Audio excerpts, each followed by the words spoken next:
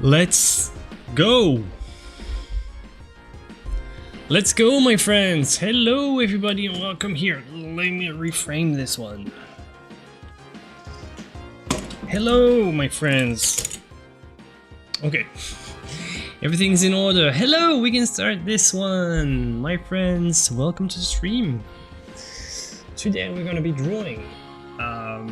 I've got big plans for the future. I've got new paintings coming up, and I'm looking for a new pose. I'm looking for energy, movement. I'm looking for the right gesture. So I'm gonna make some figure studies, trying to figure out what I want.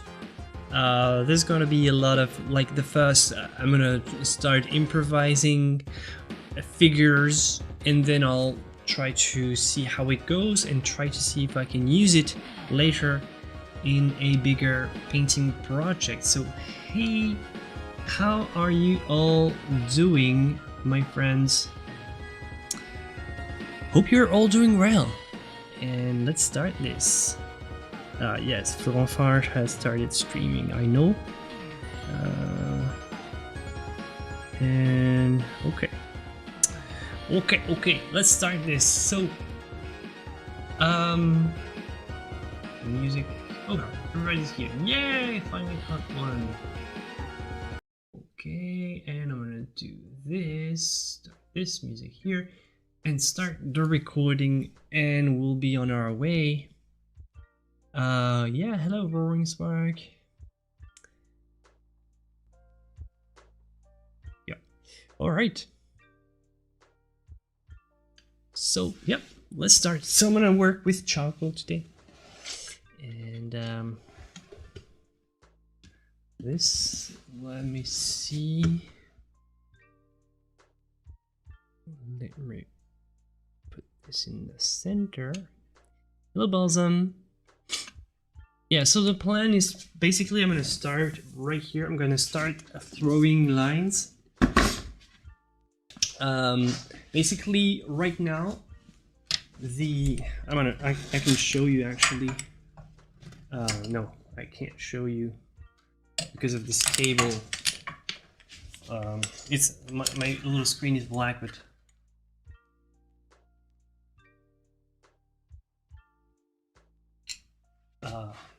yeah, if I can pull this cable.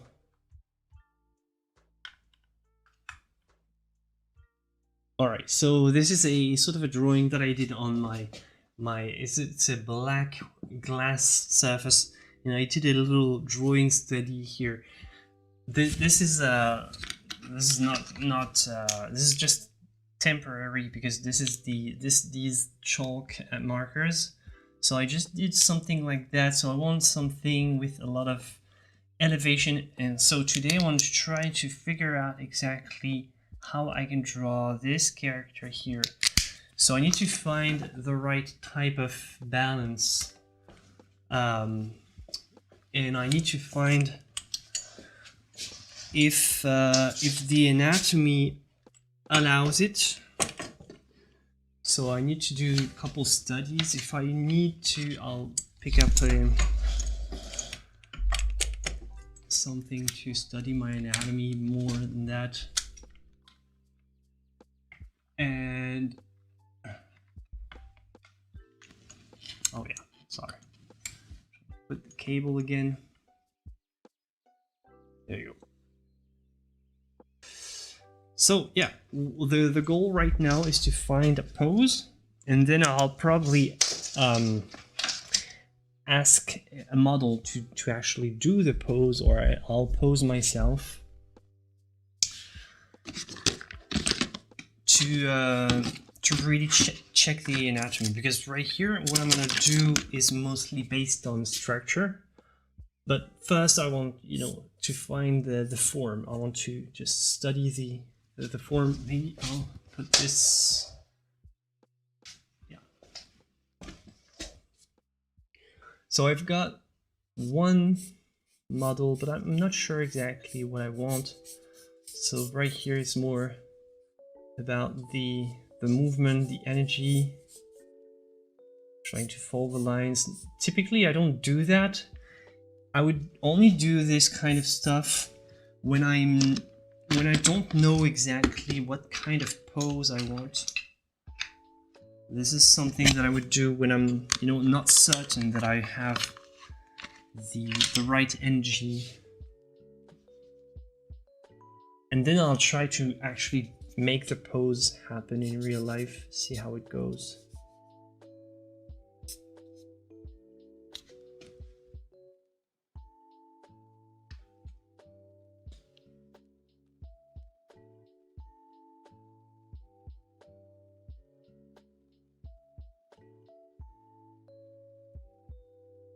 Did you guys see that wedding painter that can't paint anatomy and scenes accurately and people are trashing her? I feel bad for her, but I do agree she's charging too much for her skill level.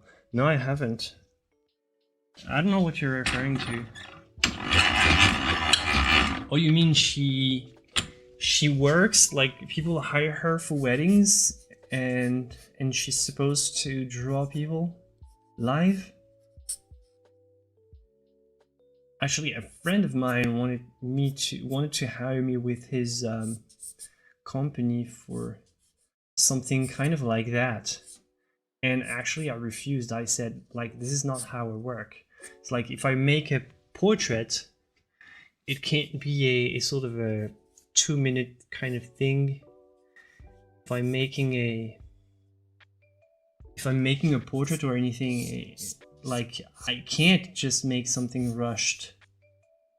It's like, you know, the guys that draw people in the streets, they're pretty good, they're decent, they're not fine arts kind of level, and you know. So right here, I'm looking for the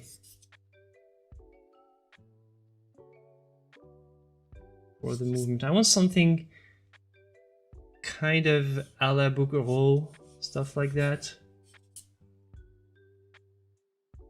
But not that, scratch that. Want something more twisted and acrobatic. Maybe.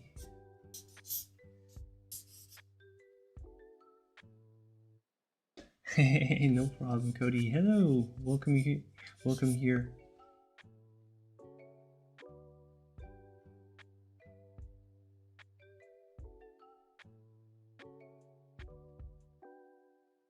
Yeah, well, if you paint only the bride and groom, I assume fine. The thing is, like, the idea of my friend, and apparently it's something he saw somewhere, he wanted me to go to this big company kind of conference or something, and, you know, just paint people or draw people here.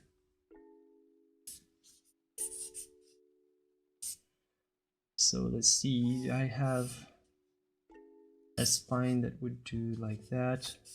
Sternum would be here.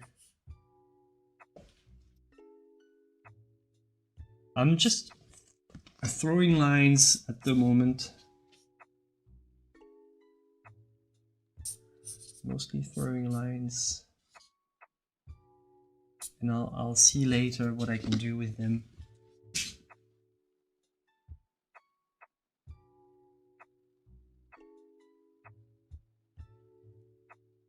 Yeah, that's cool, rowing. Like, not anybody can always be here on time, and like, that's perfectly understandable.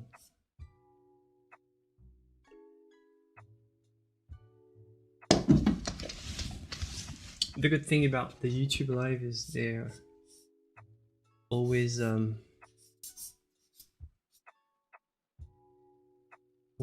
available for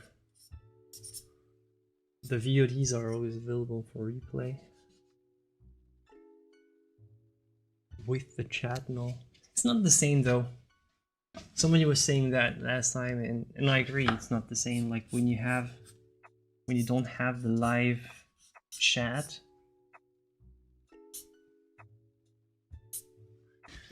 Oh yeah, the Olympics. Well, you can watch it at the same time, no problem. I've watched the beginning.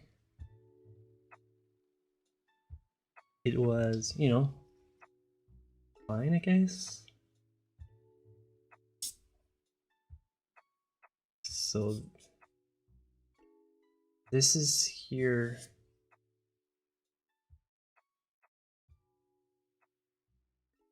Maybe something like that.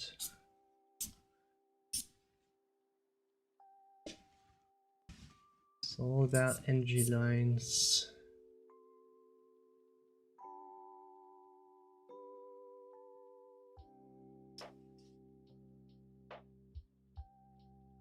So are you all excited about the Olympics? Do you care? You excited that your team might win? A lot of medals. Yeah, maybe Atlas kind of. Although I don't want. You know, that's good that you say that because it tells me that it's maybe not what I want. Atlas kind of indicates that she is holding something or supporting something, and it's not what I want. I want elevation, just sort of freehand elevation, like no weight to bear. She's like almost flying a la Bernini, if you want. So, you know, maybe just this arm right here.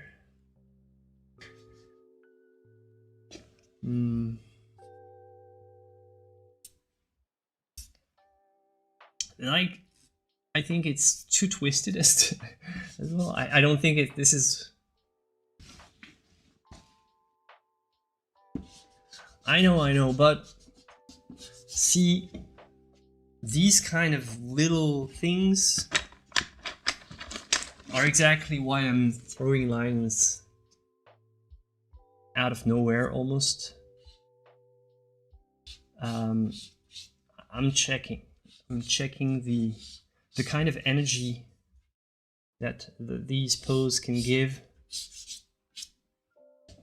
you know, because after that, this is when I start picking a pose and actually looking for the actual anatomy. But first I want to, you know, is this the kind of motion that I want? And then I'll settle for something. It's like,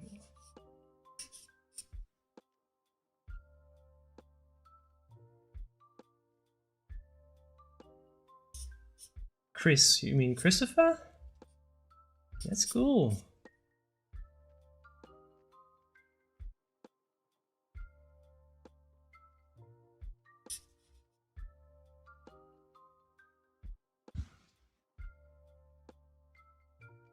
Okay. How about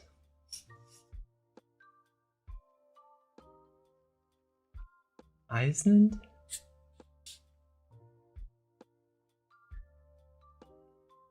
Winter truth. Oh yeah, I thought Iceland. My city is 2034.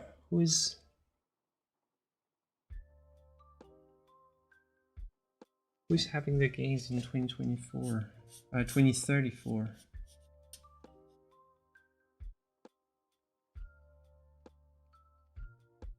The Winter Games.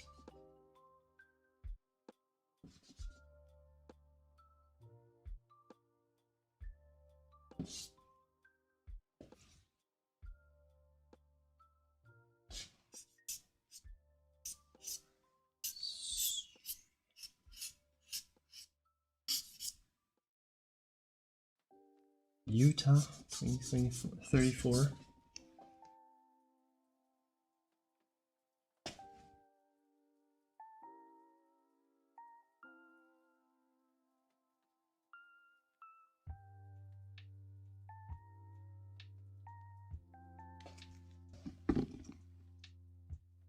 So if you're wondering about that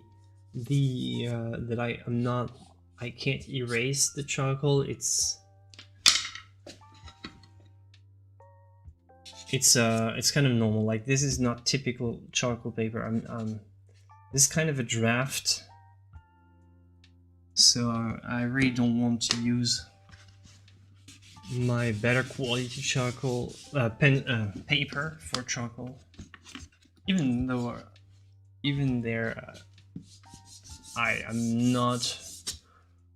I'm not going to, even after. And it's cool because you still see kind of a remnants of the lines.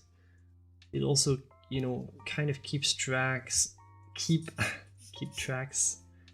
yeah, well, whatever. Like it kind of records a little of your kind of records your previous lines.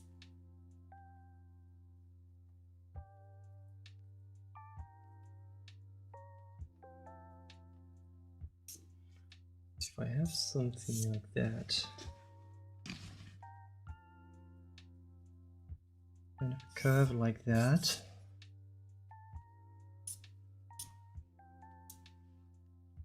an atlas pose, yeah, maybe one day. It's a pretty cool imagery, the symbolism and all.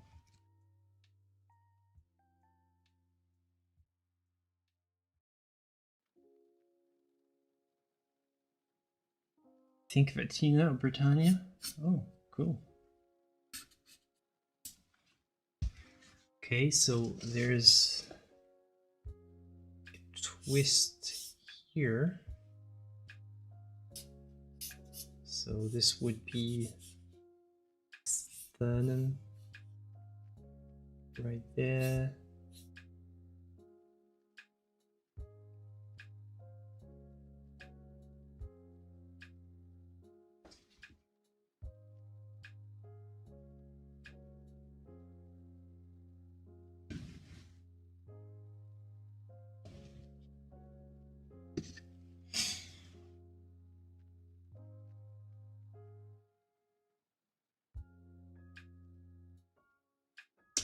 Oh, that's cool, Cody. Yeah, I didn't know if I was supposed to ask, or if you wanted to keep it private, I guess. But hey, I'm glad.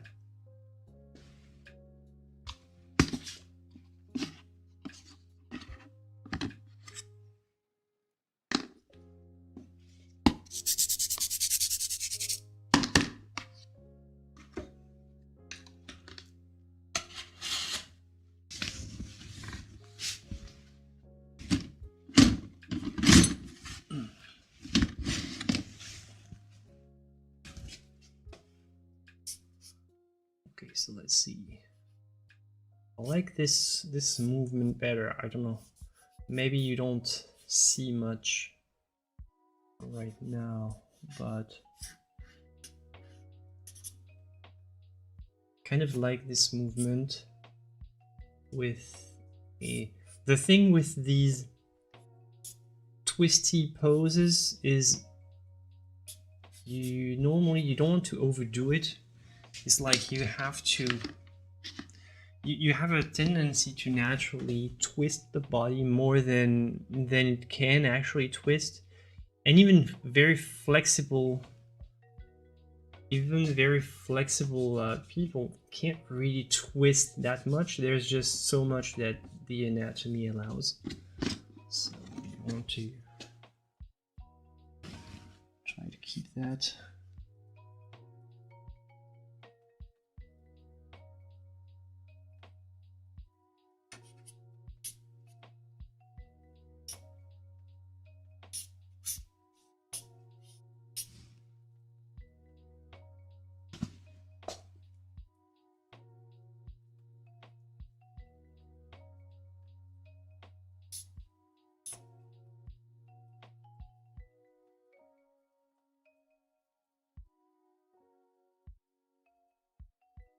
Yeah, the perspective, I have to think about it because there's elevation, so she'll be basically the eye line would be here, so the horizon line would be here, and the perspective point would most likely be here, so she'll be on top of it, sort of. So I have to think about this kind of, she's kind of There's not so much foreshortening except maybe in the leg here. But it's mostly how the energy, it's all like if it was a cylinder, she would be like that.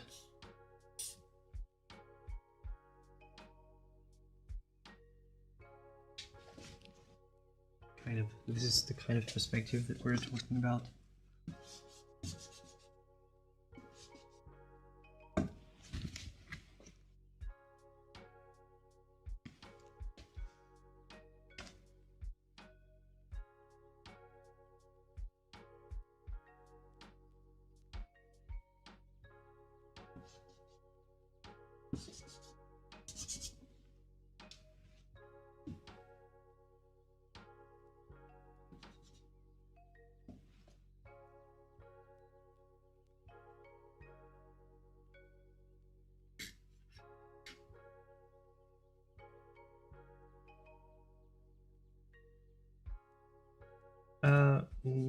No, she's not.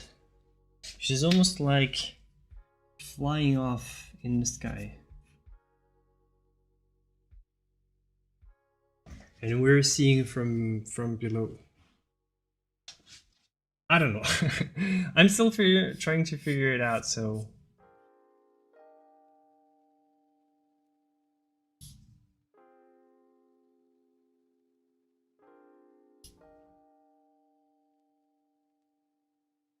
Yeah, kind of, exactly.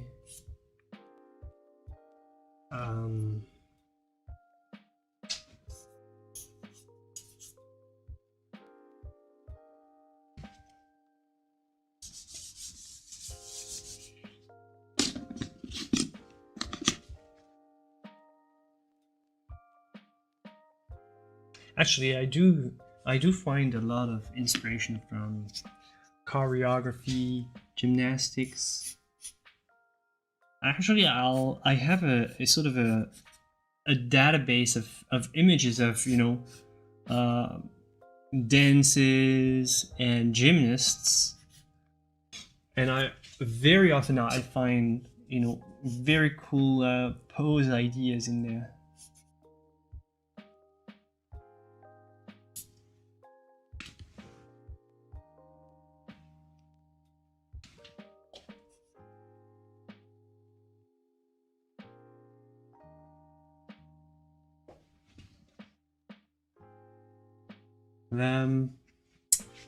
What to do with the legs? What? Javelin throw. Talking about the Olympics, eh? Yeah, well, I'll be on the lookout for good, you know, fencing poses, for good gymnastic poses on the news and all. They'll have pictures of the athletes, and I'll definitely be on the lookout for a good pose. I'm always...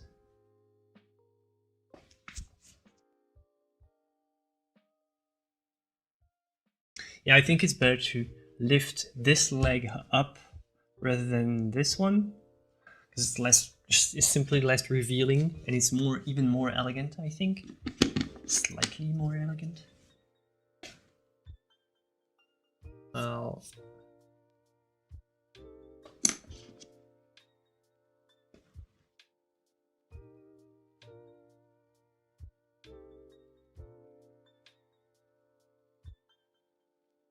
Slingshot. I don't know if you do slingshot. They do javelin though. They do the disc, the weight throwing.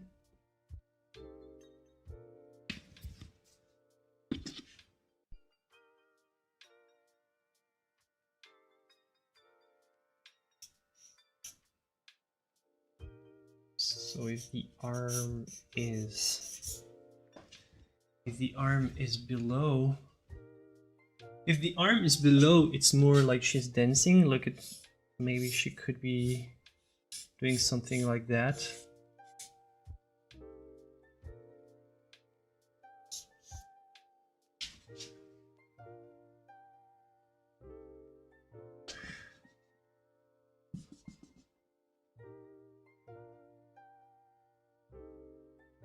Well, they do have a lot of precision sports though. They have like archery. They have pistol. Do they still have pistol? Is it still an Olympic sport? Like pistol aiming, but not typical, like really Olympic pistol, very weird looking. I think they do still have it. It's kind of the equivalent of the slingshot.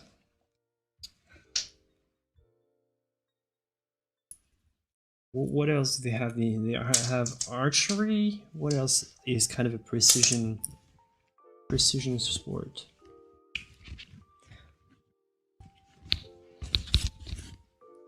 Yeah, bow and arrow, that's for sure.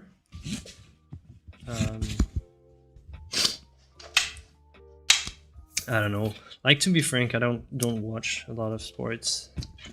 I don't plan, like, the Olympics are in France, but I don't plan on watching that much of it. I'll just catch up with the reports every once in a while. Just if I have something that's interesting, maybe I'll watch the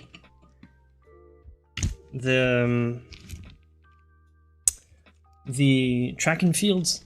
That's very interesting. Always the marathon, but I'm not big into sports. Well, not into watching it, at least.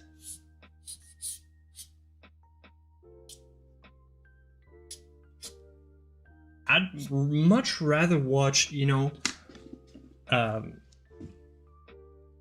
chopping logs competitions, plowing fields competitions, stuff like that. Find it more, like, I find it better, like, or scythe competitions, stuff like that. Like, they have some weird contests. I find them more, or the big guys, like, how do they call these, like, huge dudes, like pushing rocks and like pulling trucks and stuff like that.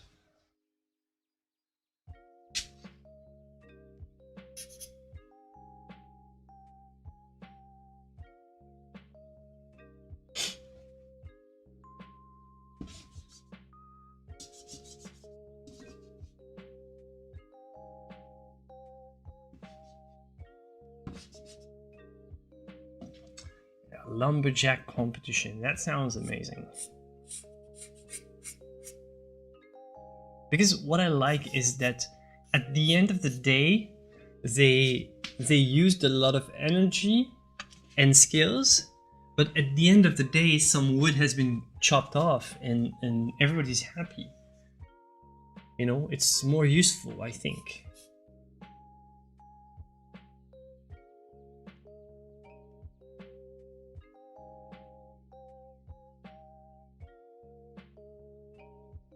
Okay, so I'm gonna check. Yeah, I want something kind of like that. I also had this as a pose, so maybe I'll try this one and I'll see. I need to figure out what to do with the legs.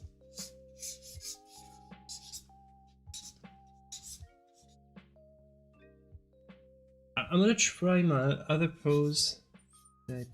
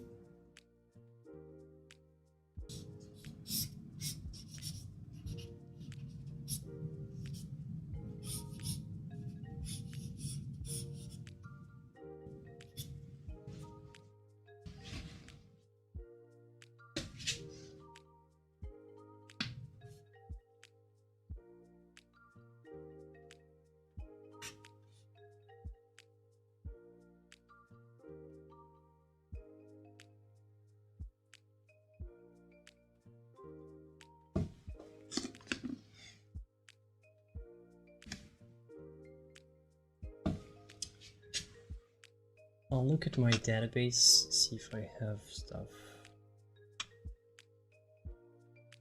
that I could be using.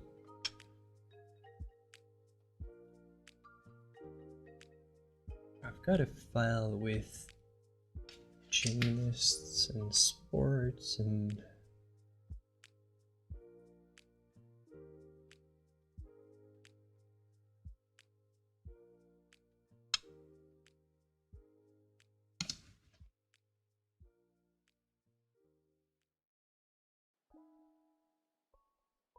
this one is less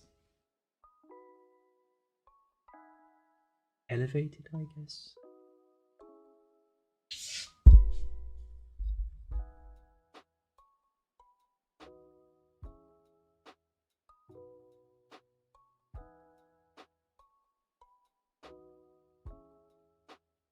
See you next time, Balsam.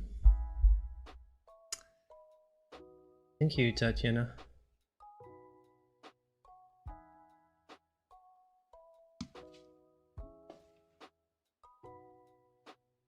I don't know if your name is Tatiana, but it reads out like that. No, I don't know the Cyrillic alphabet, but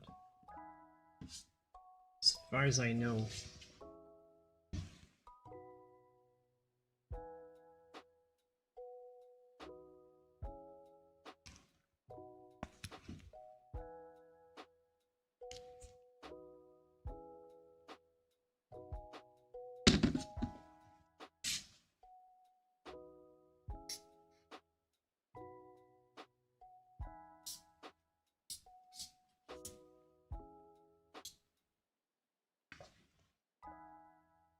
No.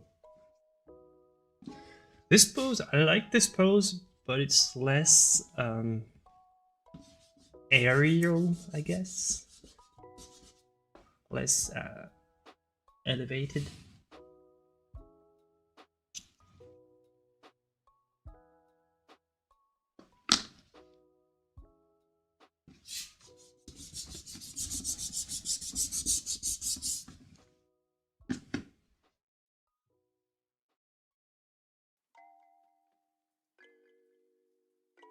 What if I...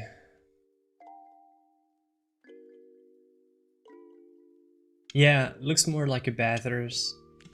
I agree. Maybe something with even more twist. Yeah, this one, I like it, but it feels more like a Venus pudica. Basically, it means it's a painting in which a Venus is shown trying to hide her breasts, which is not typical of Venuses. You have different representations, and this would be a very typical.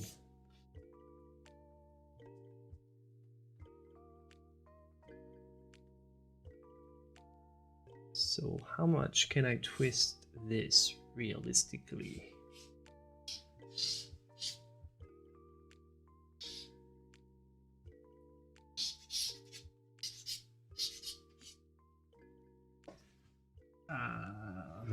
No.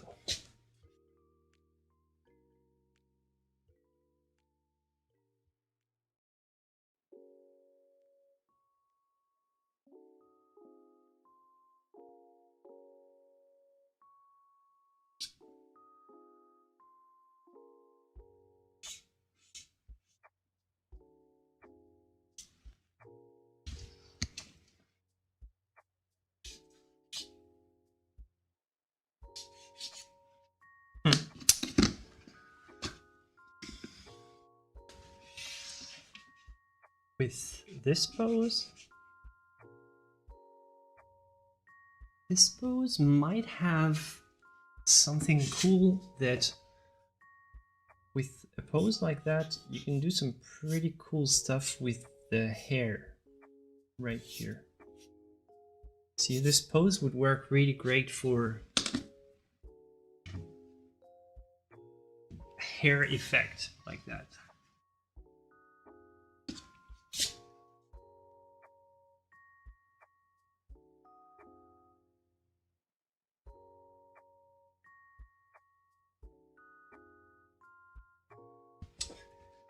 Huh. This one is nice as well. I don't know. What do you think? Should not have erased the first one, probably, to get a comparison.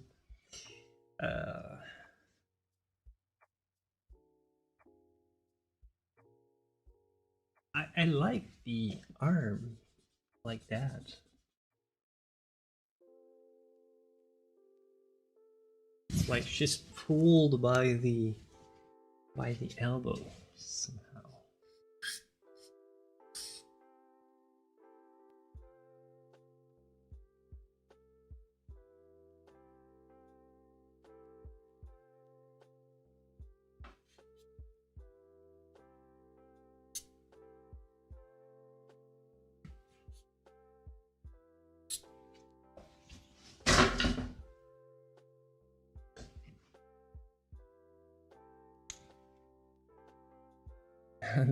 It looks like a tennis player.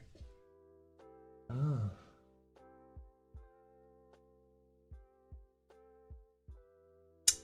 Yeah, well, it tells you how much of a valuable source of cool poses sport photos are.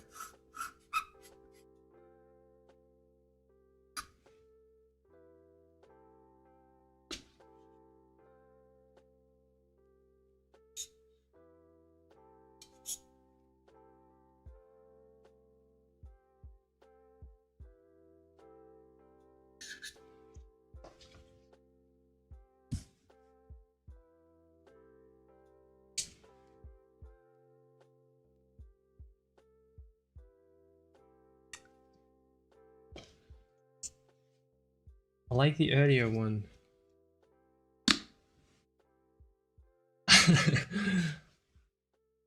Damn! What was it? Yeah, it was this one.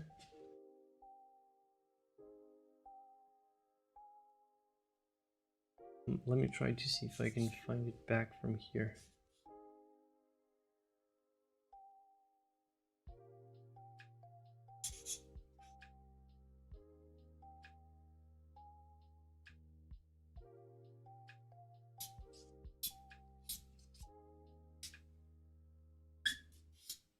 I should check out the Bugoro. Maybe there's a pose I want. Basically, yeah, she had.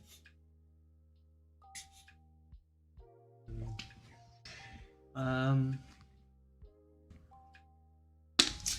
gonna check out the Bugoro, the Satyr and Nymphs, but I'm not gonna show it on YouTube because I already did, and my video gets flagged. So I'm gonna check out the Bugoro because there are like lots of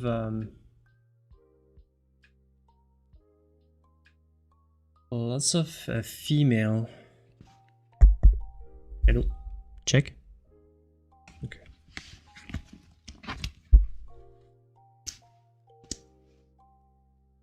Sorry. Apparently you can still hear me, but I don't have. Hello. Yeah. Okay. I didn't have a feedback anymore. Okay. Yeah, I was saying I want to check out the Bugoro one, but because of nudity rules on YouTube and how they can't make a difference between art and pornography, it's not something I can show you, but there are poses that I would find inspiring. I'm gonna just maybe give you a link to the painting in question, because I've already showed it. There's the Oreades.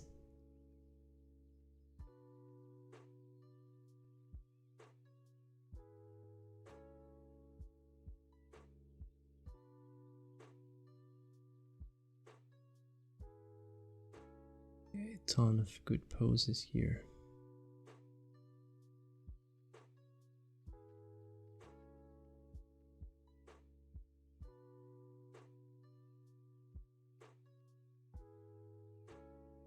Oh, this one is nice.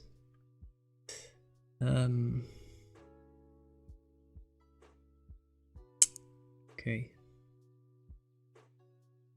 I'll try this one. I like this one though. I don't know. Let me check. So yeah, you for you, I'm not going to send you here. I'll just give you a link. If you're interested.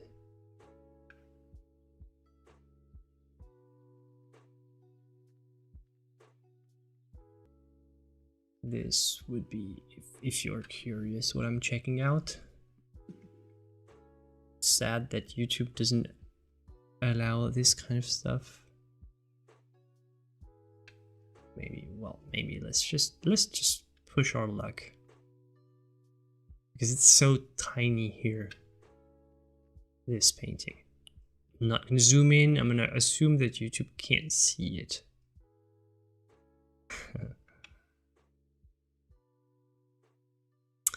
Okay, yeah, it's pretty sad, pretty pathetic if you ask me. But that's how it is. I did a Bouguereau learning from the masters a couple years ago, and yeah, it was flagged. Yeah, it's a lot of people, indeed. Indeed.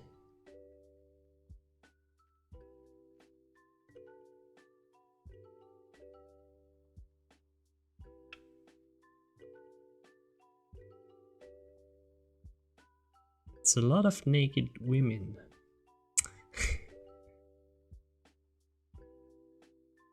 But yeah, I'm gonna turn this one to make room. I'm gonna just try one of the poses from the painting, see how it goes.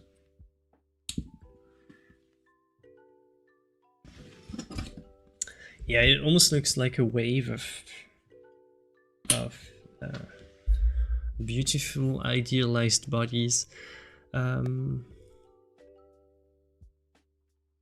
Can you give any advice for starters?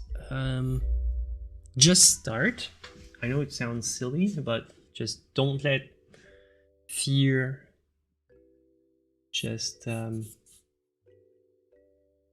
don't let fear stop you.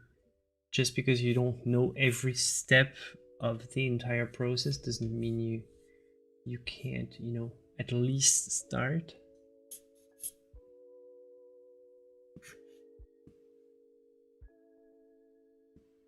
This one is kind of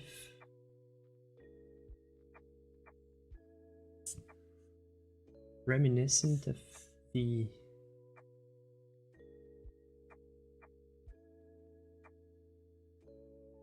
it's kind of reminiscing of the one I had, except that the twist is less pronounced.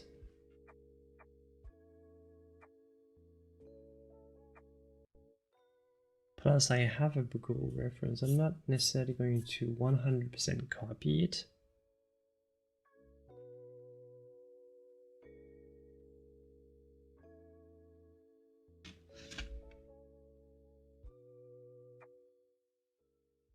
But I can try to at least take references here and there. There's also a back pose that I like, a sideways pose. I like the foreshortening of this one. Google has it like that.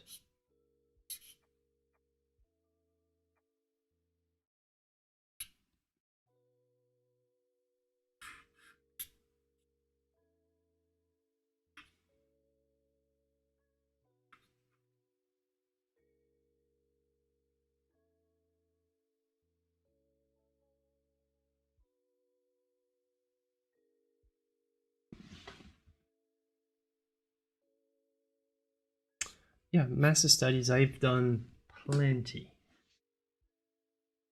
live, plenty recorded.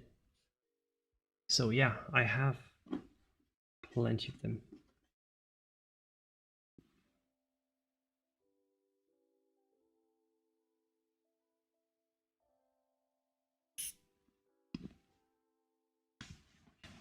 Okay, so I can have.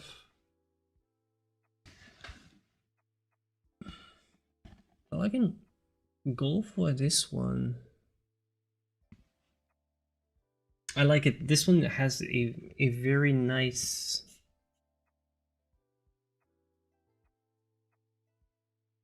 Very nice twist like that. Yeah, I'll do that. The second part. At first, I need to find the pose.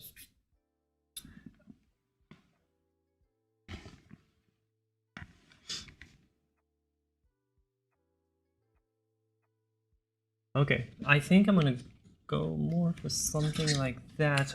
Either this one or this sort of the tennis woman. This one.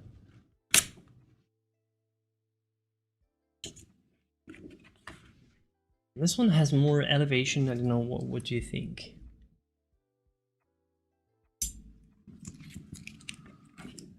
This one, the central one. There was this one first. This one is too static, too grounded, I think. This one is very elevated. I'm gonna check my database of figures, see if I have something for you, and we'll start working on the big picture.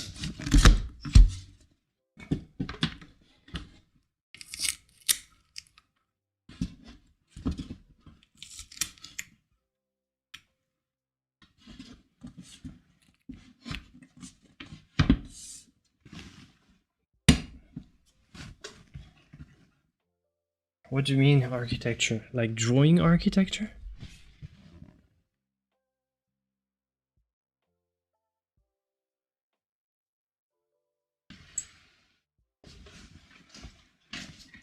Oh yeah, Adam, architecture is super tough.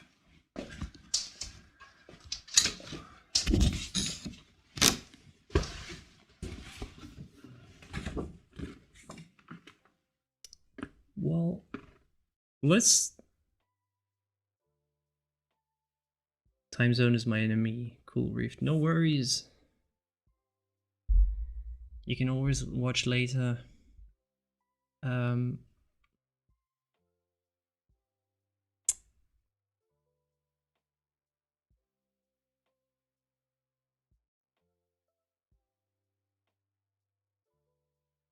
Let's go for this one first from the bureau. Unless I have a gymnast of sort.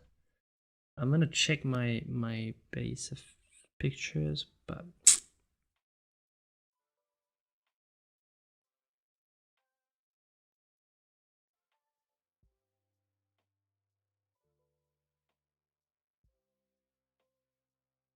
I don't know what's the future for fine artists.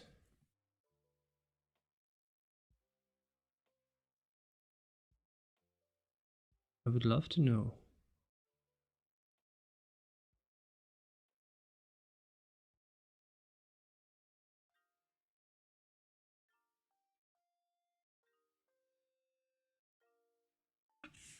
Yeah, well, let's work from the. Yeah, I don't know, Cody. Apparently, my bot is glitching. I don't know.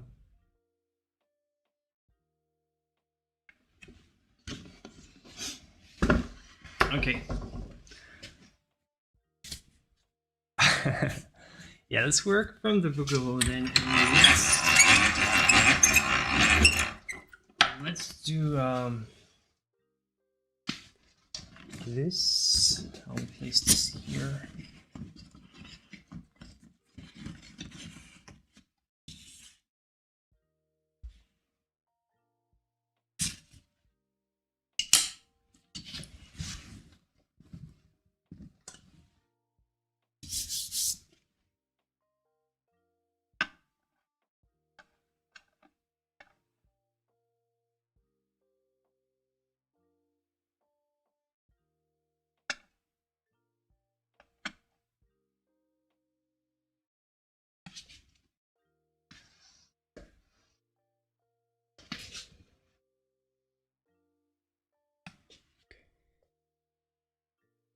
So, question, big question. How is this paper? Nah, it's just my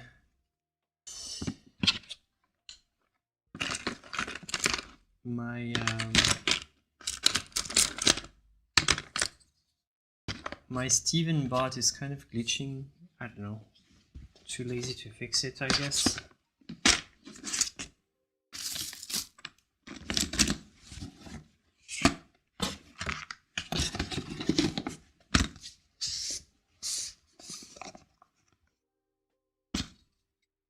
Gonna do my good old technique.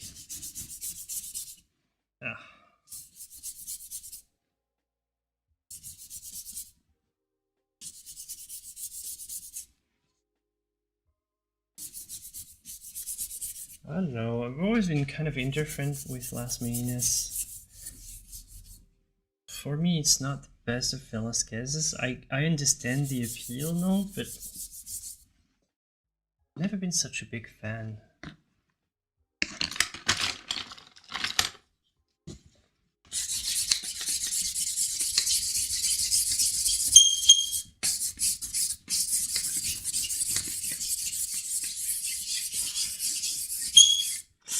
Sorry for the noise. Sometimes charcoal gets like that.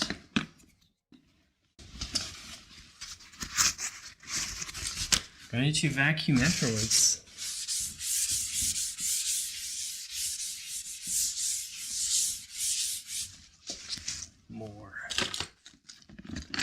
More of that. I want more.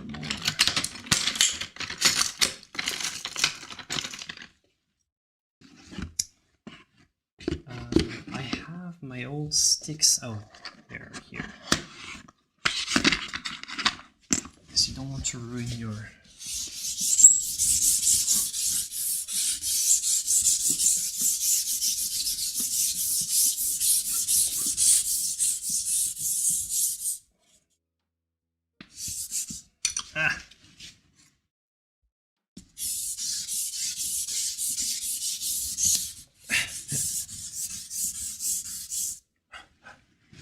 Man.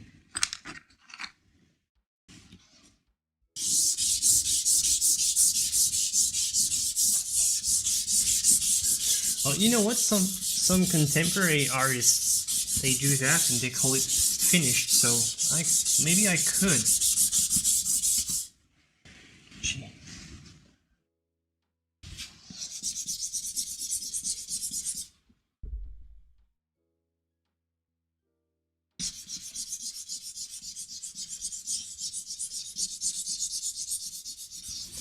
I don't know, my Steven is glitching. Maybe it's on holidays or something like that.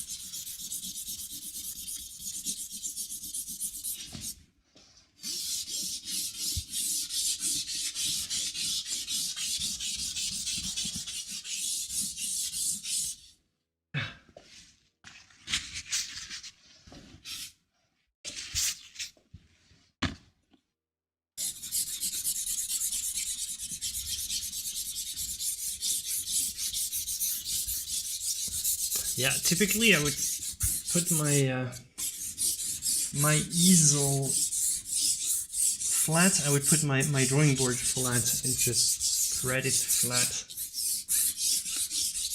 But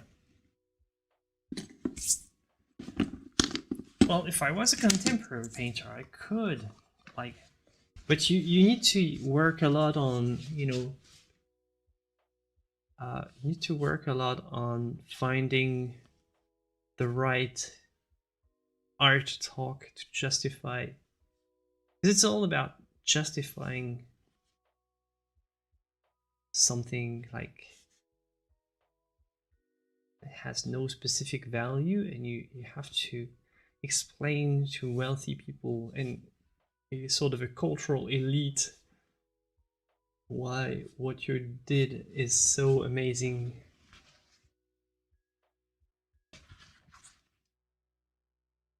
And you don't even have to try what I'm doing here, which is... Yes, it is paper. It's a blue paper, it's slightly blue.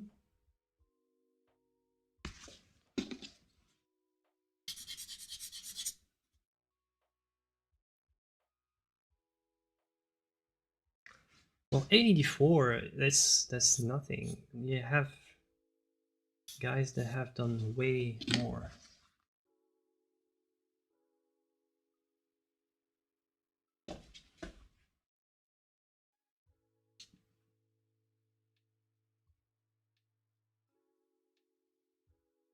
Let's make her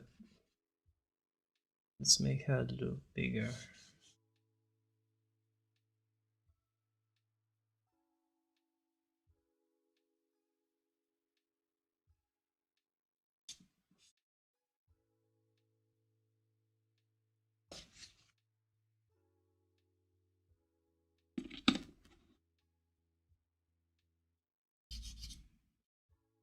What is art for me?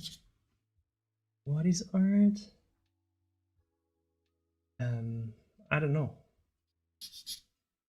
The thing is, I've been an artist for years and I still don't know, and every time I make art, I know that it's art, but I'm never really sure how to define it. And the thing is that maybe you don't have to define it, but you have to just do it and make it happen. Yeah, what even creates value? That's another question. That's really a different question, a very different question. And that has very little to do with art, in fact.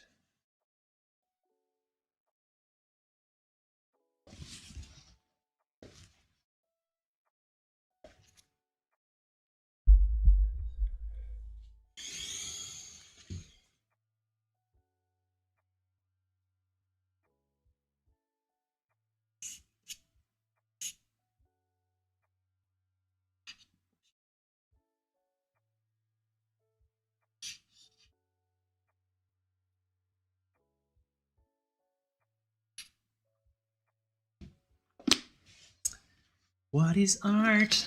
Baby, don't hurt me. Don't hurt me.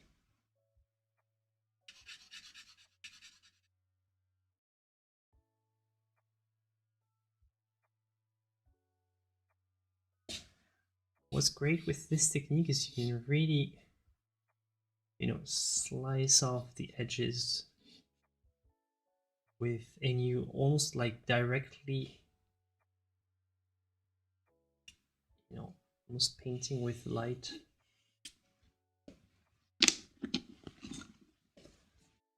But it's very expensive on erasers.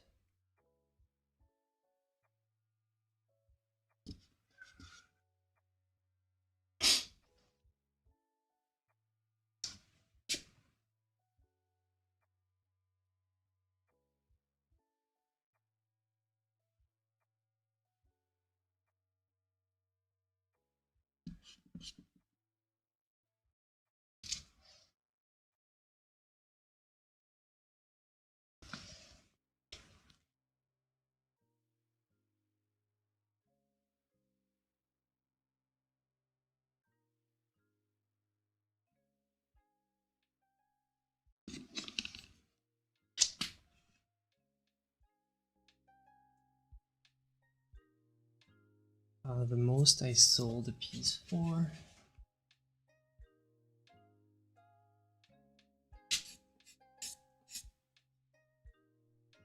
something like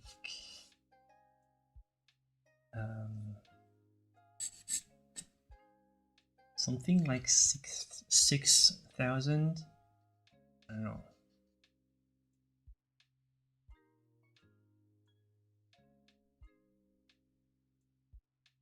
Not that much if you really think of art as a way to make a living every day of the year, but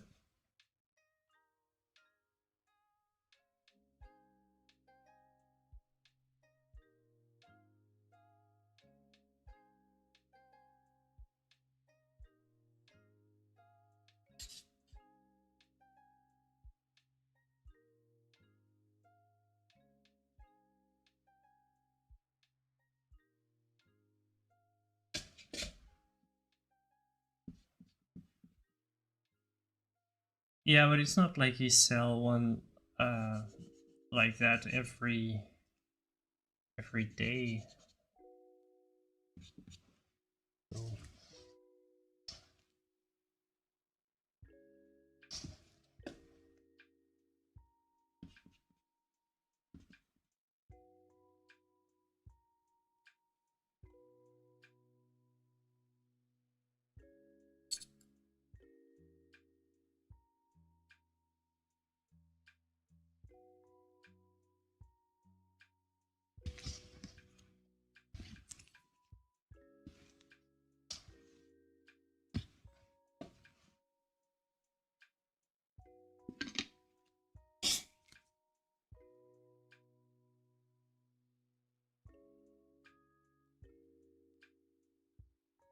How do you create a value? Well, that's very tough.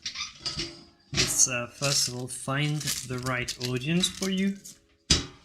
Maybe you're specialized in marine landscapes.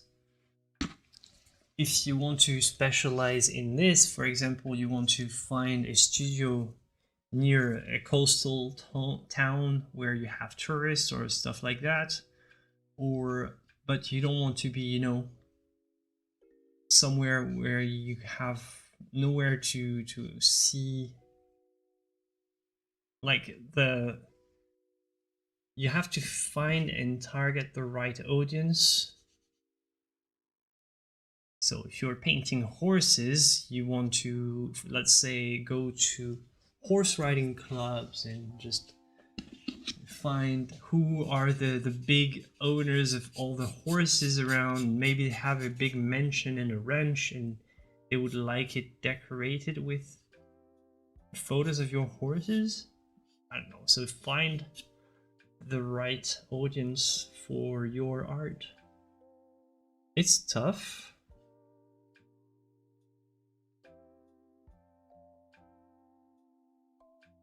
And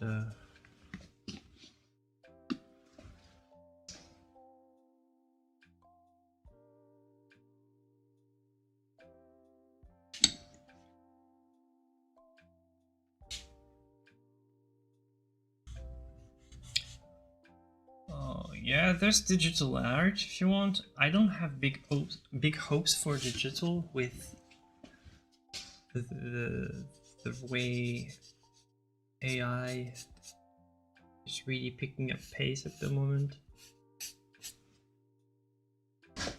But likewise, I don't have big hopes for those who specialize in fine arts, because there is basically no money, and I think in digital very soon people will stop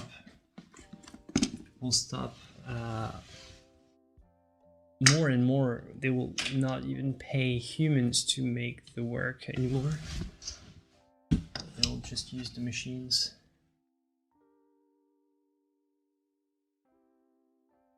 So it's a big question, what makes the value?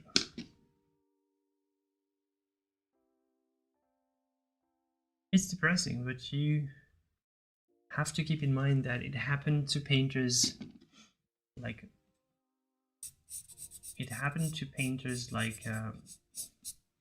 150 years ago, when photography was invented. Like there were a lot of jobs for painters, and when painting was invented, all of a sudden, like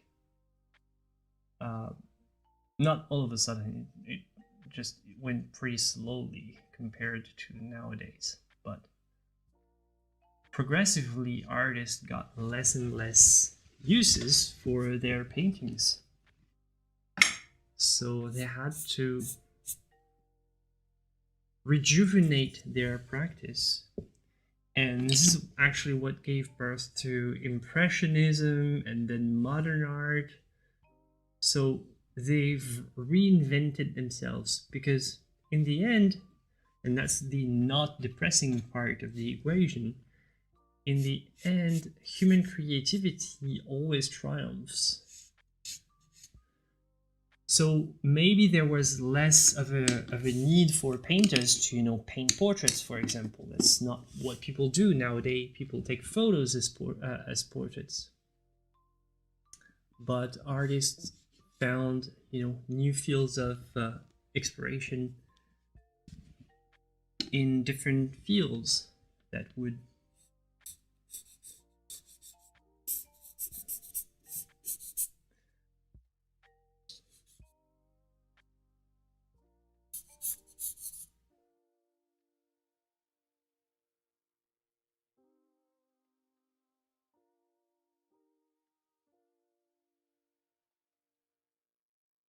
and yeah, so the hope is, first of all, that human creativity will always trump whatever comes its way.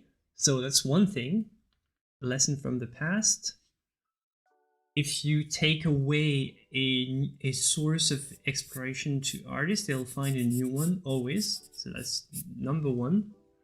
And number two is that, as you said, like, people will get tired of soulless, meaningless images, and they'll want more human-made images, high quality human. They will cherish them more like treasures. For example, it's often one of the key arguments that I use when I paint portraits for people, is like, people really have some kind of sense of so I have thousands of pictures on my phone, but like, in 200 years from now, what will be left of all this data, right? Who will be there to pick up my phone, and how will this data be retrieved? So how can I keep a picture of the person I love the most and make it last forever? How can I make this? And this is where painting comes from. For example, like the painted portrait is really this very unique way and to make an image last forever. And this is often a very strong argument that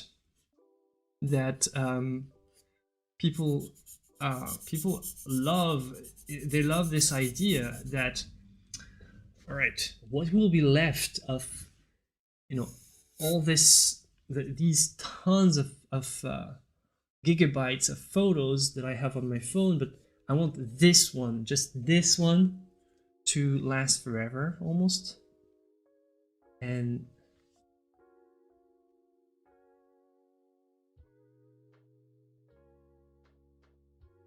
so they want something very genuine and everlasting almost, and only something human has the ability to be like that and to sort of trigger these kind of feelings. So there is hope. It's just that there will be less money, there will be less business, but there will be more humanity, and there will be more heart, because people are not going to stop being interested in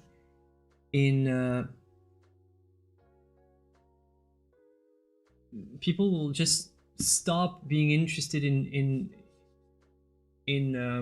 sorry, I have the voice at the same time. Yeah, like, people will never lose interest in creativity. The desire to create, the urge to create, will never disappear. There were humans making pictures in the caves as far back as we can go. So you can bet that there will be, at the most advanced age of the Matrix, you can bet that people will still make pictures. If we go on Mars, you can bet that they'll make pictures They'll make pictures on Mars and leave a trace of human settlements on Mars.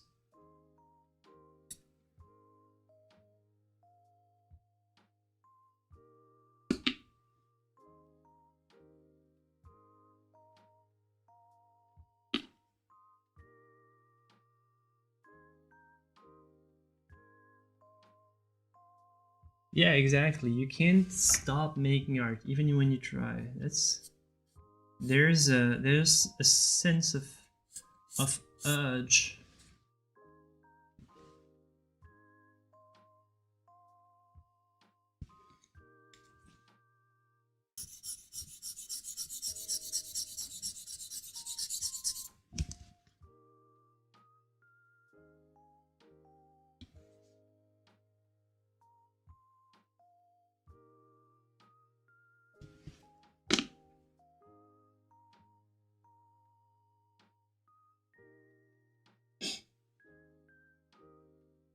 This way of drawing feels almost like sculpting in a way. It's pretty cool. If you've never tried this approach, I strongly encourage you to. It's just such a satisfying approach and gives you great results almost instantly.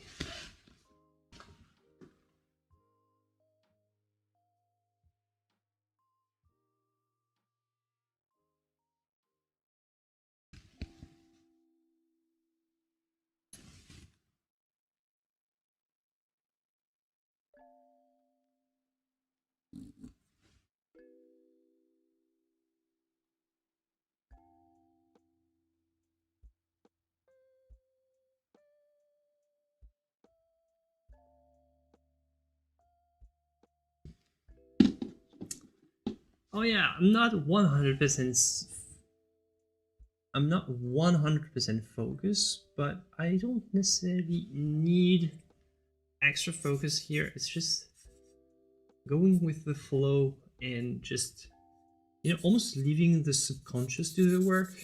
And sometimes it's even better, like sometimes hard focus is just too brutal, too mechanical. And what you want is you want to trust your instinct and all, and almost forget about what you're doing and just go with the flow and see how it goes. And this technique works extremely well for that.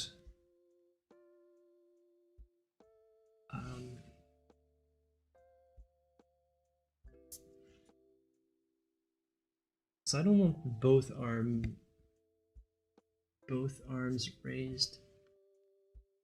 I want to do the Bouguereau one, maybe something like that.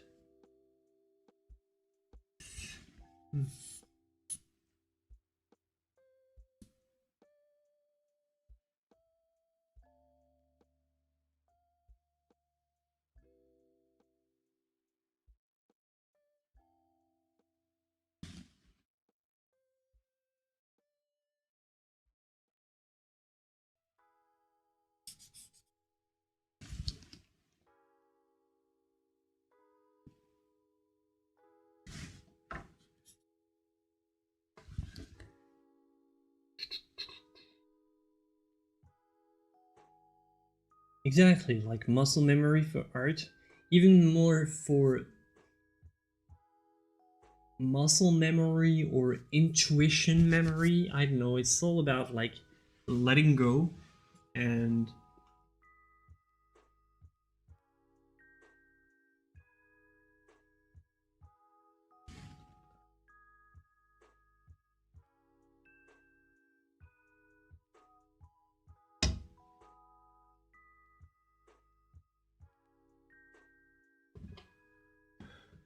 hello hippopotaverse.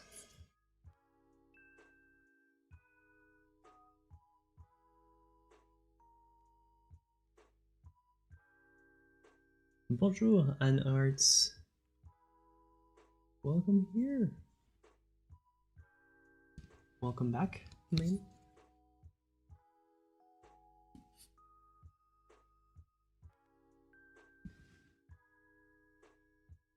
Yeah, this painting technique is very glorious. I love it.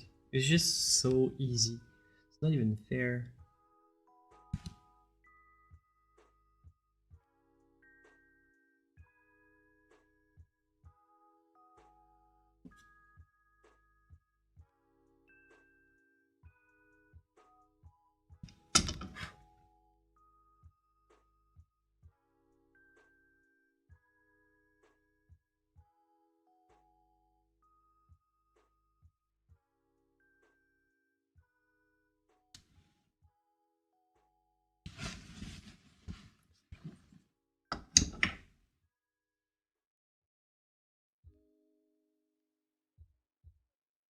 Yes, it is. It is charcoal.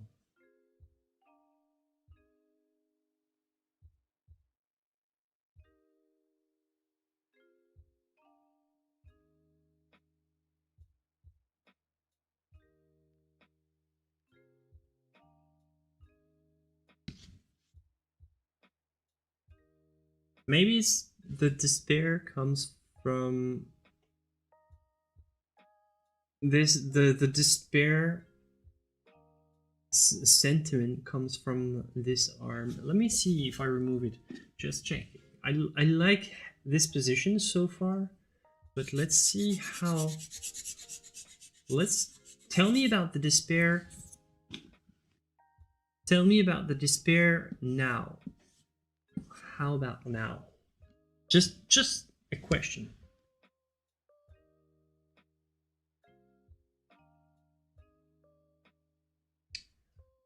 Doing a negative drawing. Oh, yeah, well, it's not really. I wouldn't consider it a negative drawing because I'm not drawing with white. But I did use a technique of covering with a lot of black.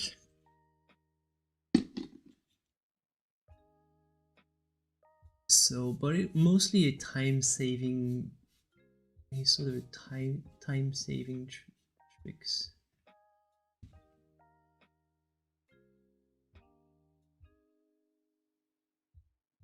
Seems to be a negative space. Yeah. Well, you do with this technique. With this technique, you definitely have to use a lot of negative spaces. Now, I can, like, this would be much more like sort of a crucifixion.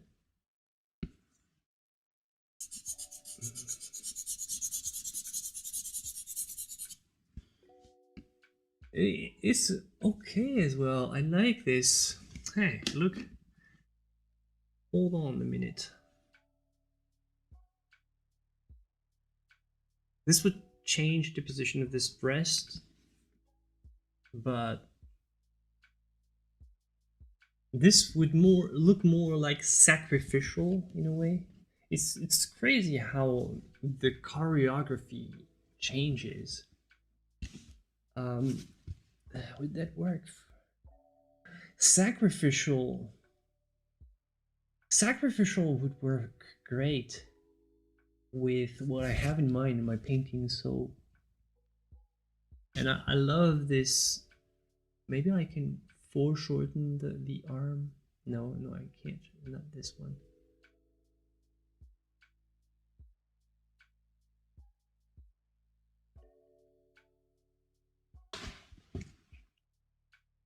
Well, this will be fixed later, but I'm more in the position right now.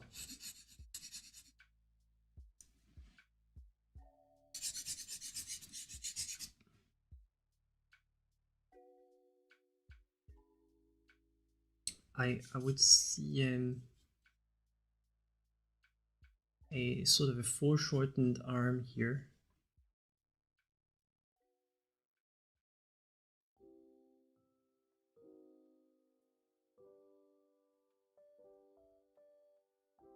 Not yet. I haven't found the reason, except the love of beauty, the love of art.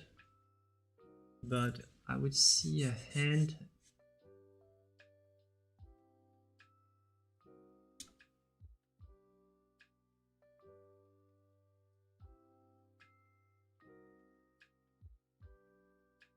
See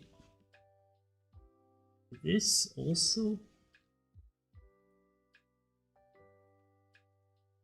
I'm using charcoal on blue paper.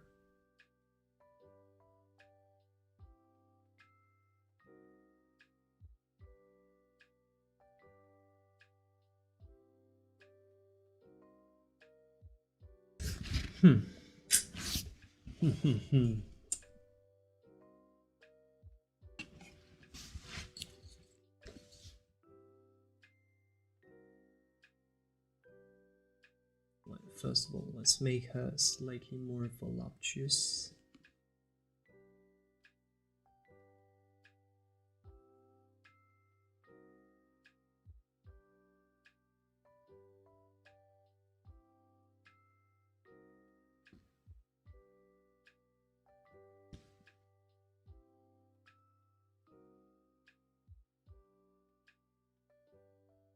Thank you, I draw things. We're trying to figure out a position. Well, I'm trying to figure out a position. What is she coming out of? What I wanted to do is kind of a, well, this is a vague idea and might have nothing to do with the final. What I wanted at first was have her kind of being a statue that emerges out of rocks, marble, and she sort of becomes human and she floats, and like she's almost like the negation of like the gravity, the weight of the rocks.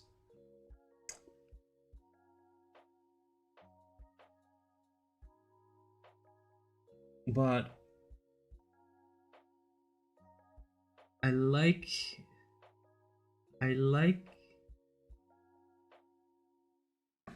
the other arm is not erased. I could use this as a sort of wings. You're right. Let's see, check it out. I don't want to paint an angel. No. But yeah, this would be, you could do that. Could do that. I'm considering this placement right now. Maybe something with, you know, I would like a slight foreshortening of the forearm.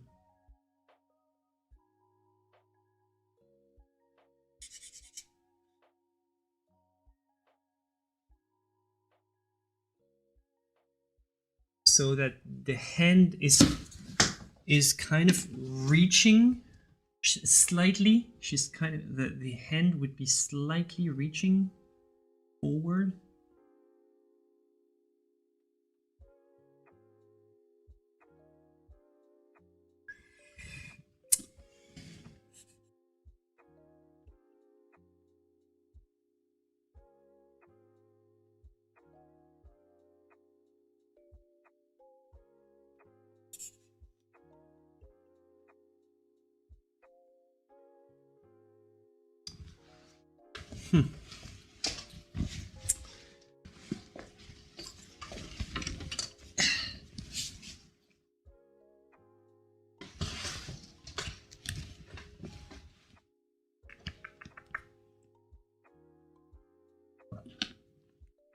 What to do, what to do.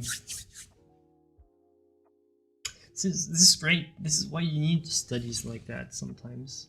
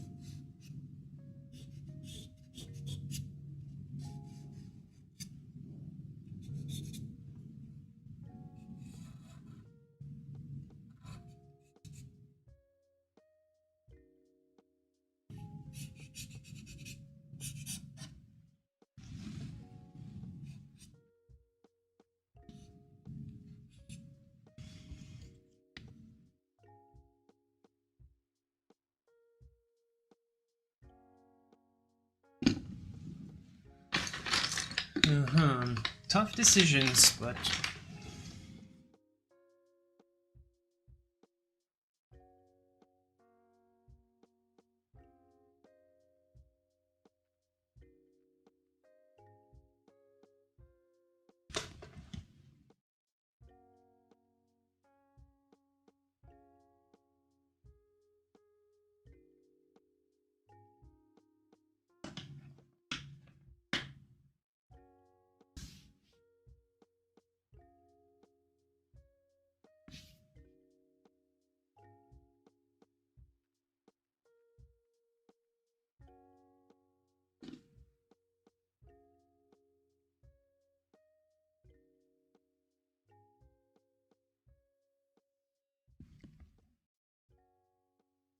huh.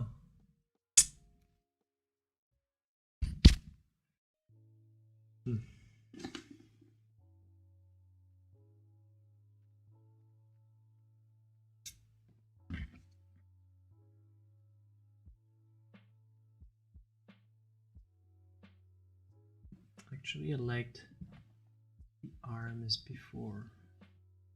Let's go back to this.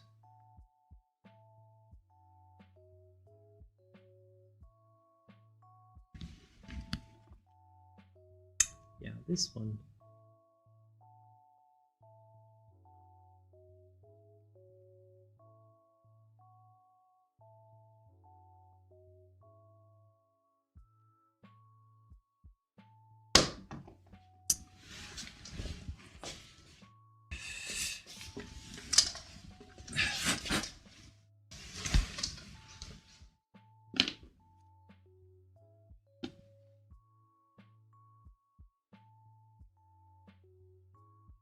Kind of, yeah, Born Out of Rocks. Kind of what I was. No,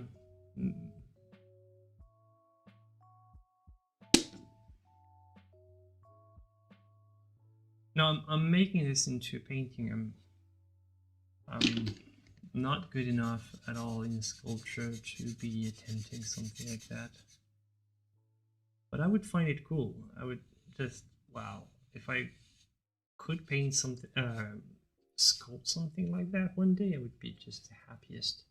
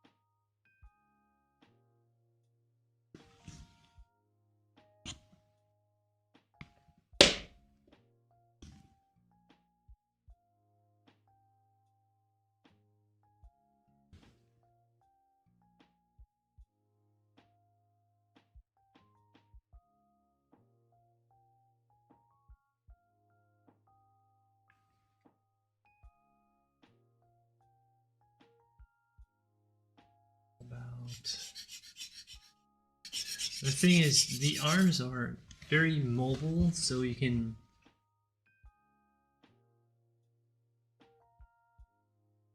always move them around. You like the foreshortened version more? Yeah, but I don't know. I don't know. The thing is, here I need to be cautious about what I... This is a very expressive pose, so I need to be wary of what I want to express. And a very small movement of the arm can make a huge difference, so...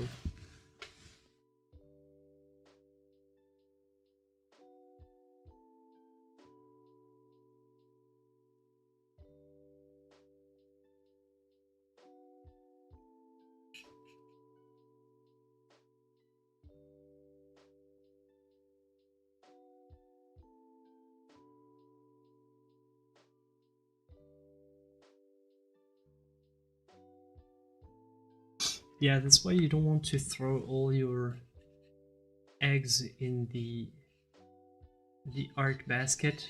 You don't want, like, first you want to support the family and then make art.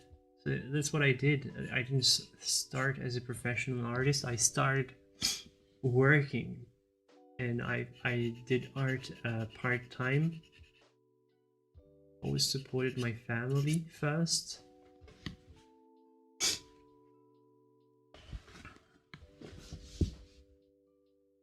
So always prioritize, you know, making it a living, and see if you can combine art with it.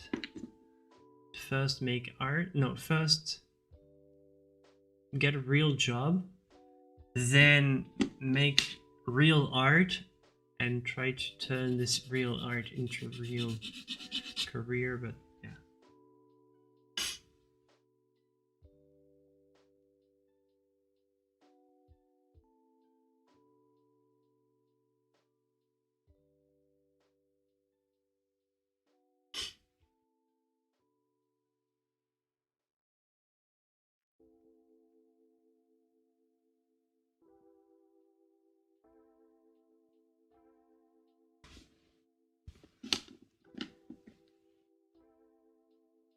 It's not just about the, I don't know what you mean with the energy.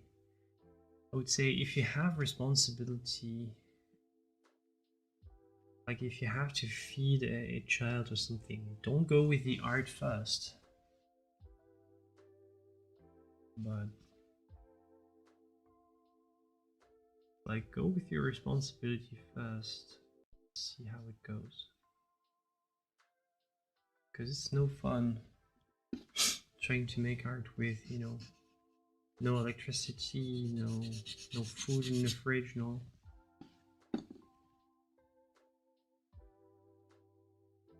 Yeah, you need to have a, like, a minimal, like, you don't need to be rich to make art, but first, like, you need to first pay for the supplies at least.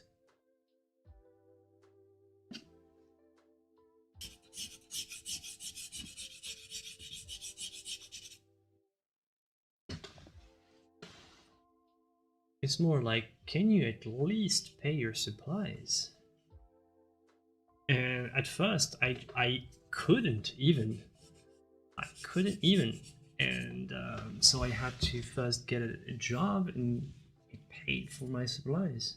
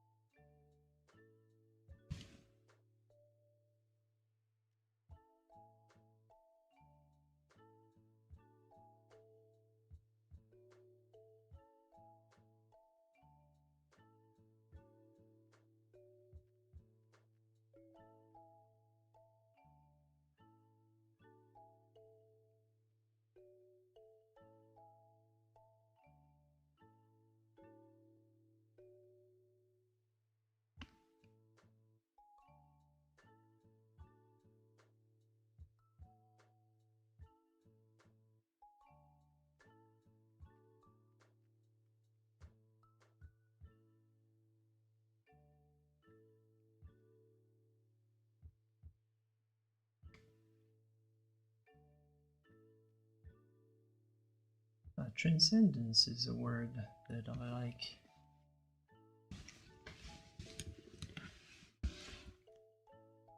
Like it.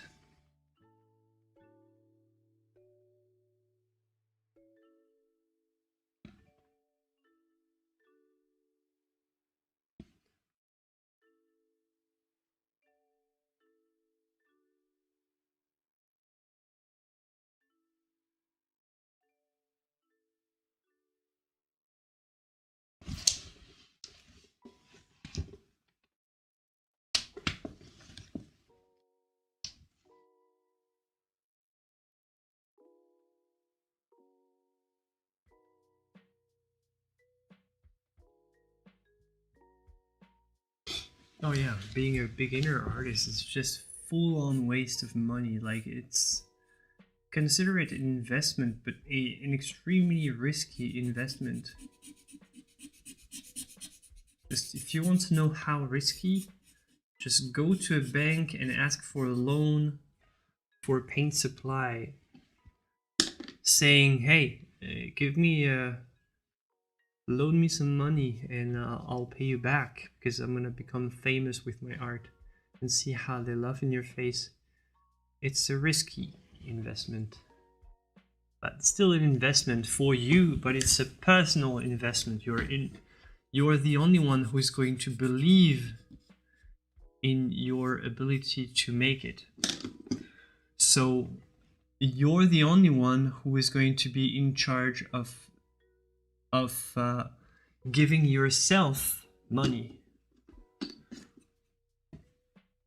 even if it means working at the gas station or working night shifts at the, I don't know, the museum or whatever.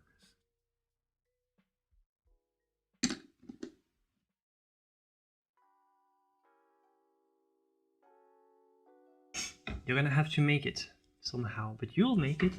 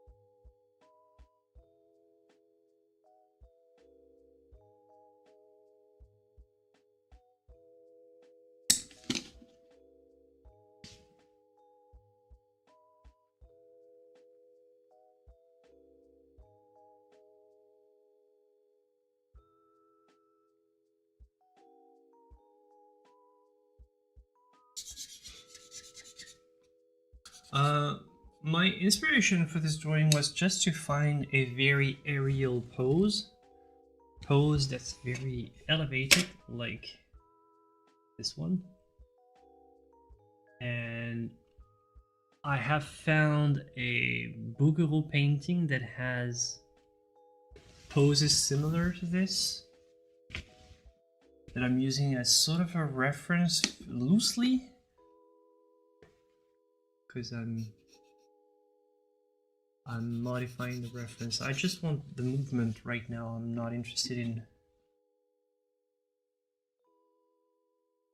I want the movement. I want to have.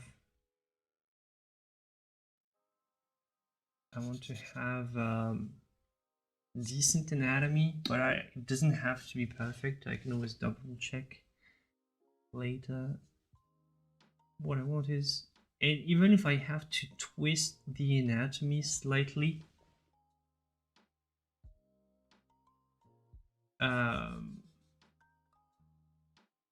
if I have to twist the anatomy ever so slightly to get a free pass and have this kind of awesome movement, I'll take the liberties with I'll take my liberties with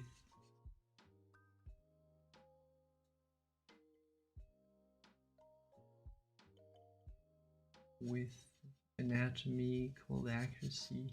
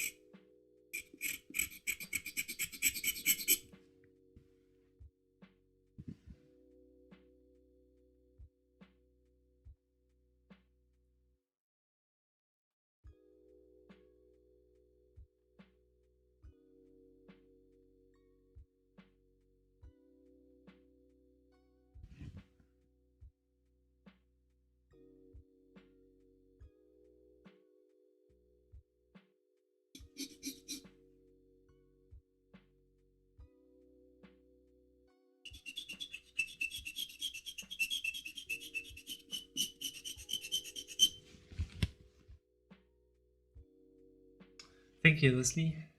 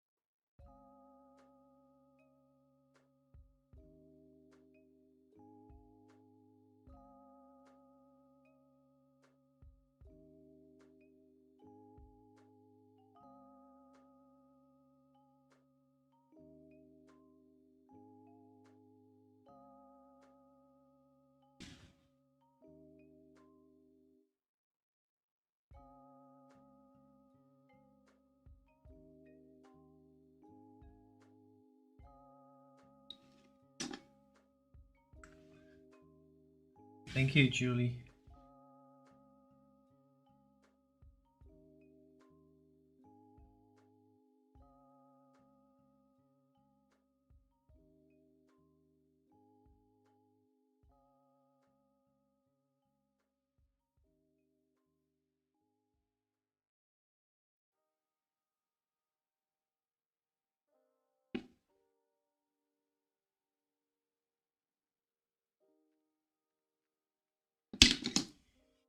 Thank you, Cody.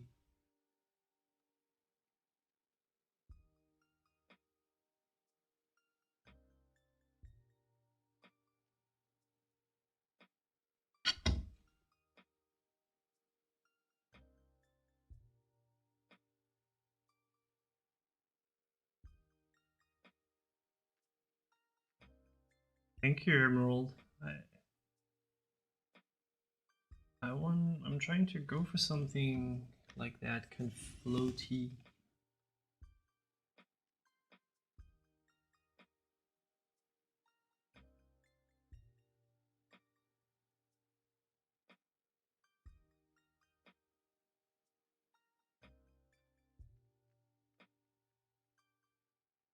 The arm too long? Which one?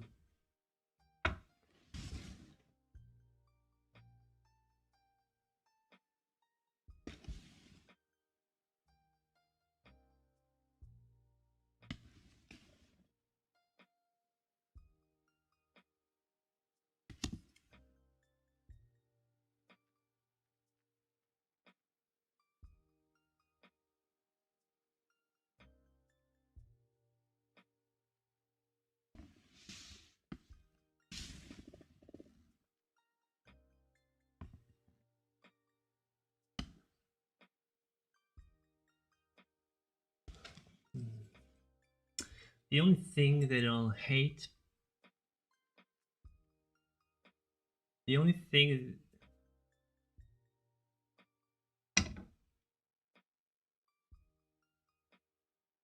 The only thing that I'll hate painting with this one is this area. It's always so, you know, unusual.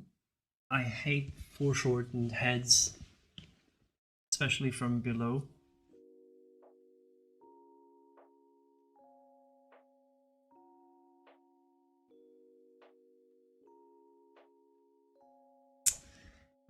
It kind of is inspired by Bouguereau, but loosely.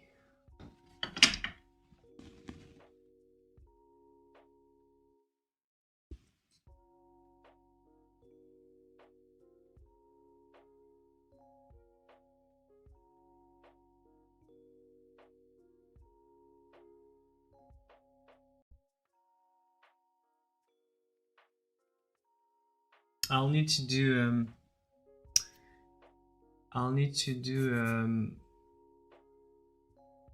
an arm study just for this one, because hands are tricky. Alright, see you, Cody. Thanks for dropping by.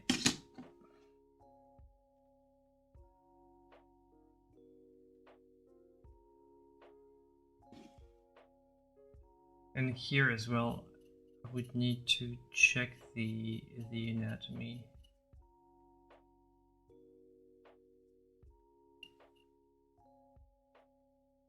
See, for what I'm doing here, the little intercoastal shadows here would need to be double checked, because you know I can't be sure. I need to check it out with my actual references.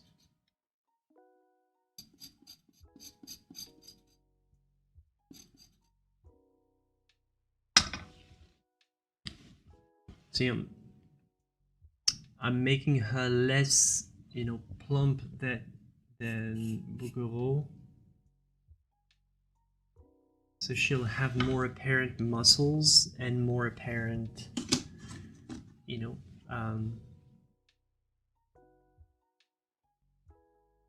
imperfections.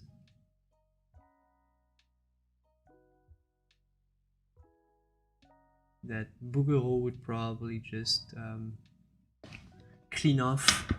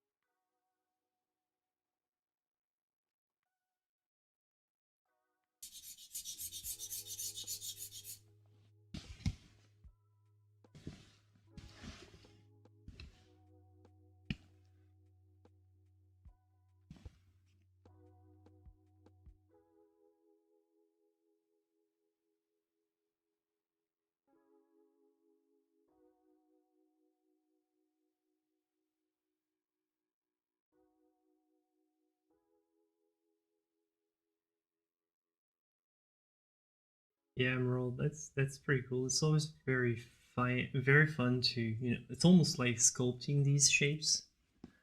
It was very interesting.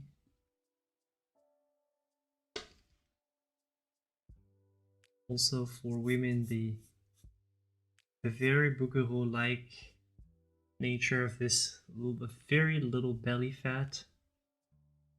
Like there's a ton of subtleties that you can do here.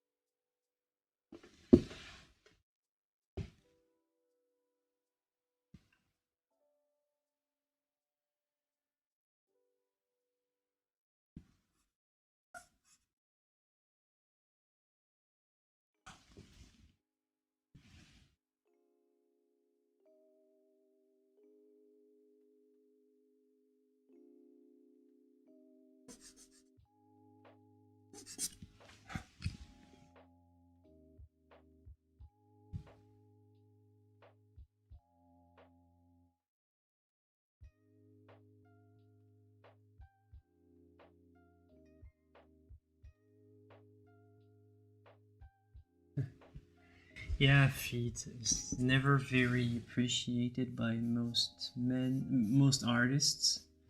So it's almost like it's an afterthought. Just check out Botticelli's feet; they're just hilarious.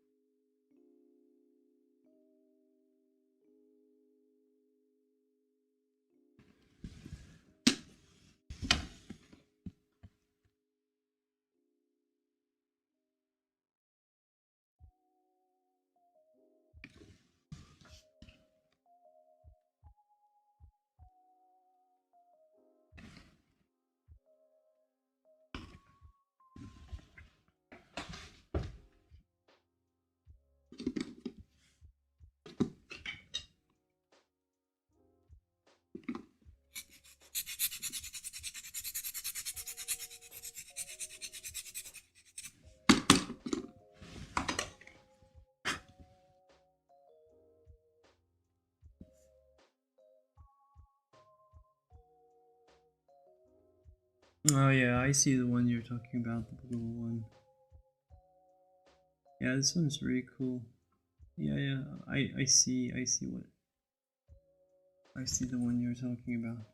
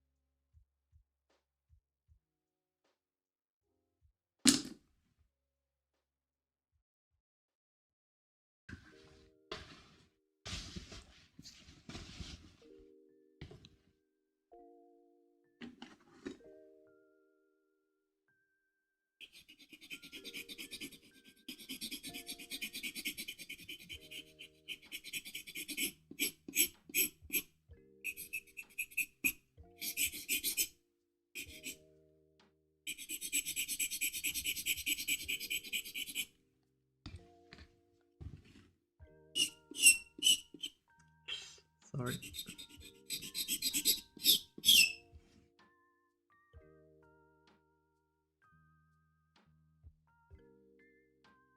Well, feet, you don't have to. Right here, for example, you can just go with a very basic shape like that.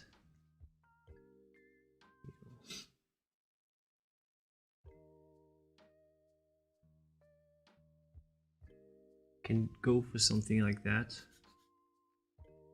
No.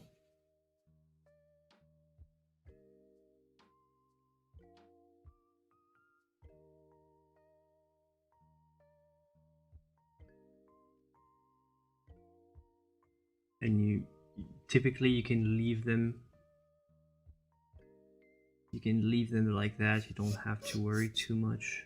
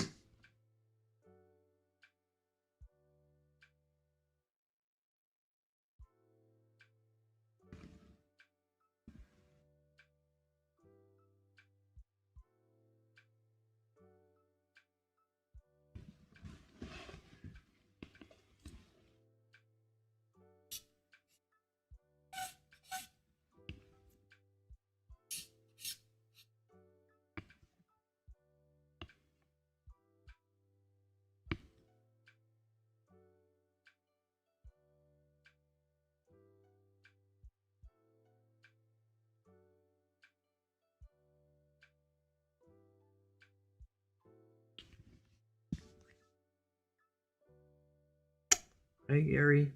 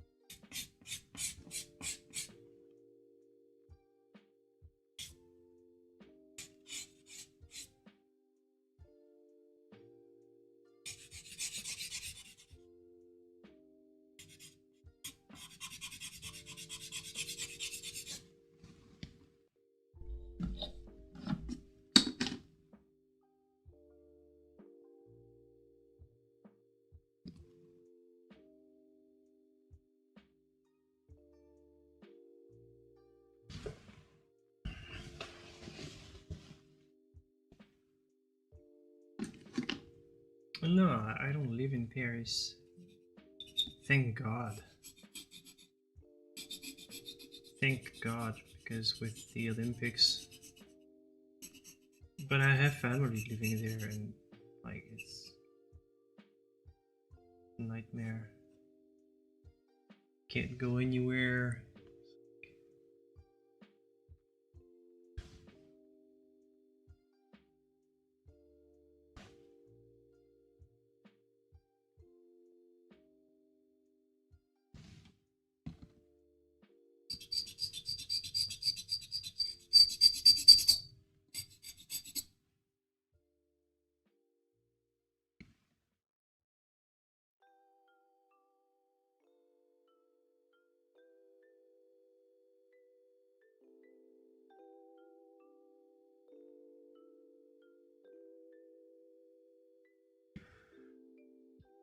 Do I like Seurat? Not much, no. I do like his charcoal, actually, his black drawings, but his paintings, not so much.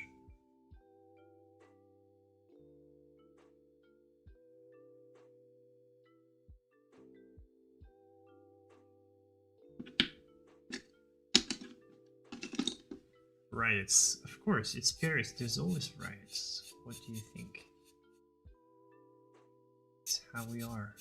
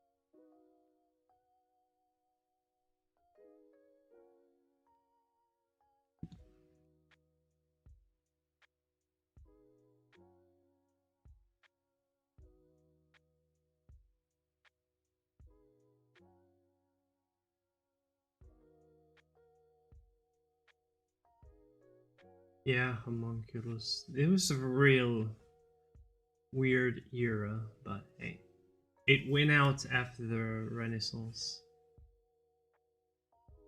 When actually studying the anatomy and not just the ideology didn't prime over the accuracy and the realism anymore with the Renaissance.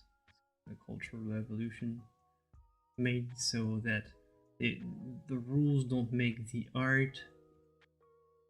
The artists decide what the art is and what the rules are. Because before that, the artists had like very rigorous, they had very rigorous charges to follow.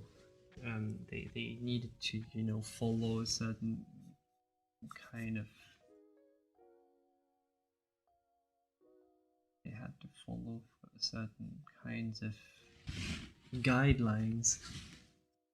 But after the Renaissance, it was not the patron anymore that would dictate the rules of the art, but the artist and the patrons would just follow the artist and just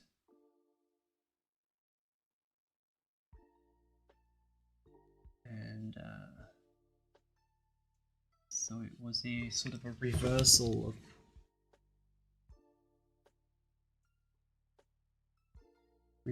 of the influence.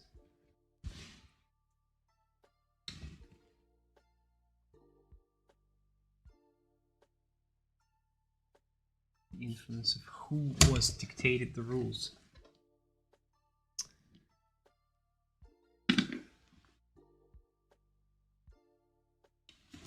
Alright, my friends, so this was the study for this painting. I'm gonna stop the recording here. Yeah, I like this pose. I'll see what I can do with how it's emerging from the stone, or I'll see what I do with this pose. But I like this. I like this energy, like this movement. I'll have to do a head study. I'll have to do a hand study. I'll have to double check the anatomy here, but the energy here is what I like. So this is what I want. This is the kind of study that I like to do sometimes. So this was all for today, my friends. There will be no stream next Tuesday, but I'll see you around. I'll post a video this Saturday. Make sure to check it out. And other than that, my friends, that's all I had to announce. So thank you for being here. Leave a like before you go, and I'll see you for the next one, my friends. And as always, joy and inspiration to you.